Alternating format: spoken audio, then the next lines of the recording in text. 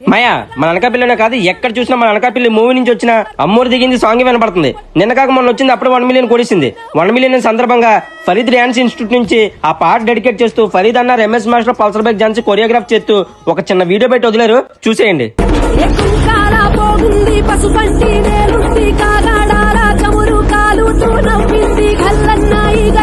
ఎవరంటూ చూసా